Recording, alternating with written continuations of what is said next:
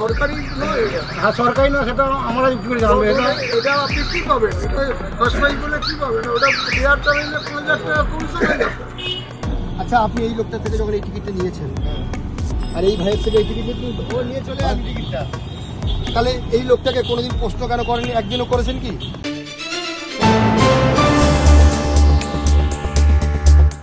ইদানিং রাজ্য জুড়ে লটারি বাজারে এমন কিছু অসাধু ব্যবসায়ী চোখে পড়ছে, যারা সরকারকে কর না দিয়েই লটারি টিকিট বিক্রয়ের চেষ্টা করে চলেছেন।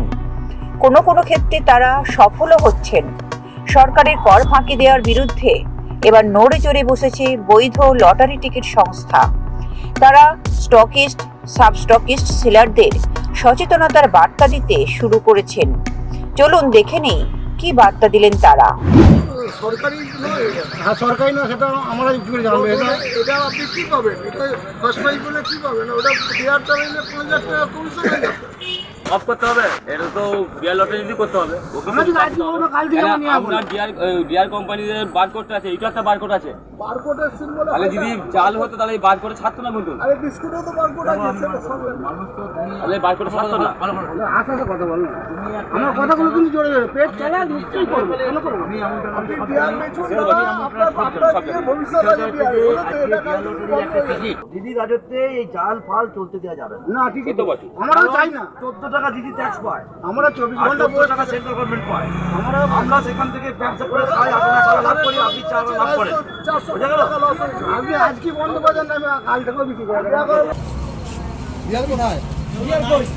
বিশাল টিকিট গেছেন, সব সাহস নিয়ে সততার সঙ্গে ব্যবসা দৌড়াবেন। দেখেন আমরা আসছি, আপনার ভয় লাগতেছে কি? হ্যাঁ অবশ্যই না, আমাদের যে বলছে ও তো কোনো অসুবিধা নেই। ঠিক আছে, কোনো অসুবিধা নেই। না না না, এটা তো আপনার হচ্ছে ডুপ্লিকেট টিকিট, বুঝছি না? আপনি ডিআর বিক্রি করেন, টেবিল লাগিয়েছেন, ডিআর বিক্রি করেন। আপনি ডিআর বিক্রি না করে ইলিগাল টিকিট কেন বিক্রি করছেন মার্কেটে?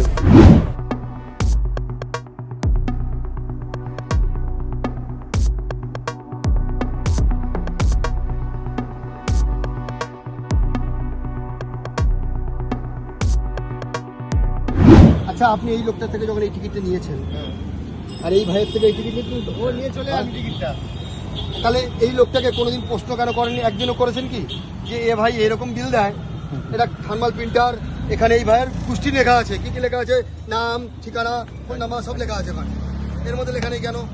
ওর মধ্যে লেখা নেই, এটাই বলছি। ওটা হচ্ছে ওর, আমি আপনাকে আগেই বললাম, উনি এজেন্সি নয়, ডিস্ট্রিবিউটার উনি নয়। এজেন্সি শুধু নয়, ইনি চোর।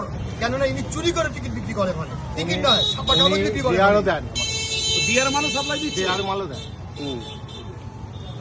উনি ডিআর মালও দেন। বিয়ার সাপ্লাই দেয়। দোকানটা কোথা কোথা দোকান? দোকান নেই উনি, বাড়ি থেকে দেয়, বাড়ি বাড়ি।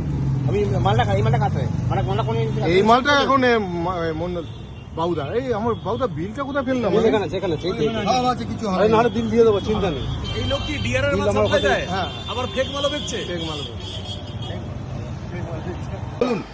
বলে আমরা ডিআর ছাড়া অন্য কোনো টিকিট বললাম বিক্রি তো করি না। ডিআরি ছাড়া কোনো জিনিসই বেচি না। ডিআরি বেচে এসছি আজীবন ডিআরি। এর আগে মেঘালয় কত এসছে সব রাজে। এখন বলে ডিআর ছাড়া আমরা অন্য কিছু বিক্রি করবো ছাড়া না। অন্য বেচবই না। ভেঙে দাও কখন? হ্যাঁ উপরে দিয়ে নিয়েছো আমার ভদ্রলোকটা নিয়েছো? হ্যাঁ নিয়েছি। আমরা কোথেকে এসছি? উনি ডিআর আর ওনাকে চেনেনি আপনি, উনি হচ্ছে কি হরিপালে, আমি রিক্সা। কিন্তু চুরি করেননি, কিন্তু মানে অন্যায় পথ নেননি।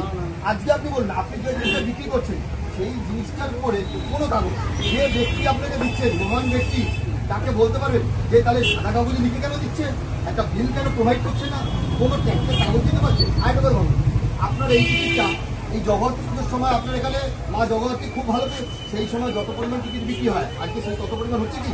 হচ্ছে না। কিন্তু গভর্নমেন্টের ট্যাক্স, সেন্ট্রাল গভর্নমেন্ট থেকে শুরু করে রাজ্য সরকারকে ট্যাক্স একই রকম দিতে হচ্ছে। রাজ্য সরকার এই টিকিট বিক্রি করে ট্যাক্স পায়, ওখানে সে কোনো ট্যাক্স পায় না। যদি রাজ্য সরকার আজকে প্রশাসনিক তরফ থেকে যদি কোনো অ্যাকশন নেয়, আজকে ধরুন আপনাকে পুলিশ ধরে নিয়ে গেল, তাহলে আপনার পরিবার কিংবা আপনার দোকানের প্রতি একটা কালো দাগ পড়বে কি না? কিন্তু আপনি তাহলে সুনামের সঙ্গে এখানে থাকবেন তো, গর্বের সঙ্গে থাকবেন তো, ভুলিয়ে থাকবেন তো। আজ এবং এই মুহূর্ত থেকে যার অথেন্টিকিটি নেই সেটাকে নিয়ে থাকবেন। আমরা শেওড়াফুলিতে হুগলি জেলার 3 স্টকিস্ট, কিষানলাল লটারির মালিক ভোলানাথ সাউ আর আমাদের তারামা লটারির মালিক নিরাপদ শীত এবং রূপায়ণী মালিক সুভাষ রায়, এই তিনজনে আমরা শেওড়াফুলিতে একটি জায়গায় সমবেতভাবে অবৈধ লটারি, আনঅথরাইজড এবং ইনলিগাল লটারির ক্ষেত্রে আমরা আলোচনা করতে শুরু করেছি।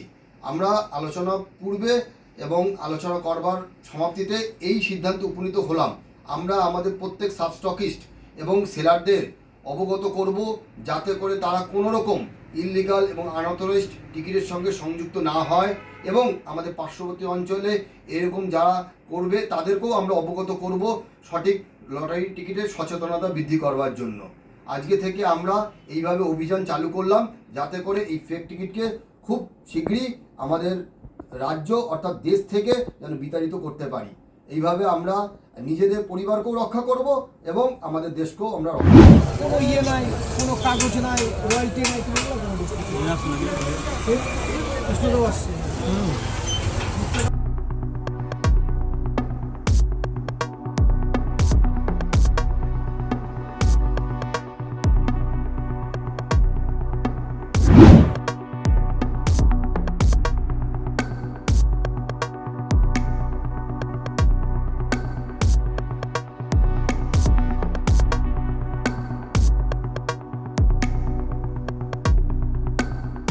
খবরে প্রকাশ, জেলায় জেলায় স্টকিস্ট এবং সাব স্টকিস্টরা এই রকম কর ফাঁকি দেওয়া লটারি বিক্রেতাদের চিহ্নিত করতে শুরু করেছেন।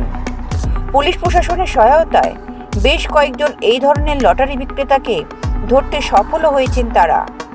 রাজ্য জুড়ে এই ধরনের অভিযানের ফলে বৈধ লটারি বিক্রেতারা হাঁপ ছেড়ে বেঁচেছেন। নিজেদের লটারি ব্যবসা সঠিকভাবে এগিয়ে নিয়ে যাওয়ার লক্ষ্যে জয়ী হওয়ায় যার পর নাই খুশি তারা।